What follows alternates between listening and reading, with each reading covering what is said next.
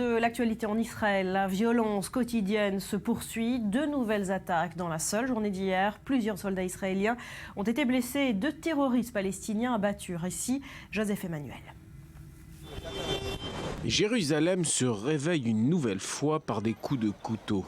C'est le même scénario qui se joue depuis 3 mois. Un Palestinien sort de chez lui avec un couteau de cuisine dans son sac. Il s'approche d'un soldat israélien et poignarde. L'attaque a eu lieu près de la gare routière et les jeunes soldats de Tsahal sont nombreux, comme chaque dimanche matin, à attendre le bus pour regagner leur base après le week-end. C'est un garde de sécurité privée qui a maîtrisé le terroriste jusqu'à ce que la police arrive sur les lieux.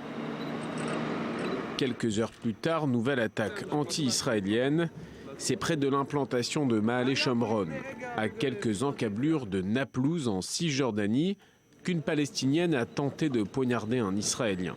Pas de blessés.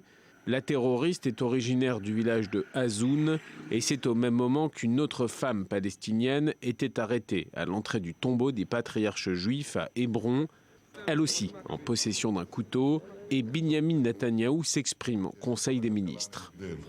Le terrorisme arabe nous frappe 1000 fois plus, tandis qu'ici, dans le gouvernement, toutes les parties concernées condamnent ce phénomène de terrorisme juif.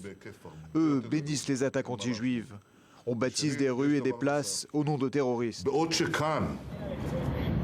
Peu après cette précision gouvernementale, 3e attaque palestinienne, au couteau toujours, près de Naplouse encore. Des soldats israéliens montent la garde près d'une station essence le long de la route 60. L'artère principale traverse la Cisjordanie du nord au sud et elle est aussi bien empruntée par les Palestiniens que par les résidents israéliens des implantations juives. L'attaque a été commise par 2 Palestiniens. Les 2 ont été abattus. Bilan, un soldat blessé par les 2 Palestiniens, un autre légèrement blessé par les coups de feu des soldats. Les attaques continuent donc en Israël. Samedi, un Palestinien avait tenté de poignarder un policier israélien aux abords de la vieille ville de Jérusalem. Il était abattu sur le champ par des agents de police. Vendredi également, une Palestinienne avait tenté de lancer sa voiture contre des policiers. Elle était abattue également. Depuis 3 mois, les attaques ne faiblissent pas contre des cibles juives ou plus généralement contre des cibles israéliennes.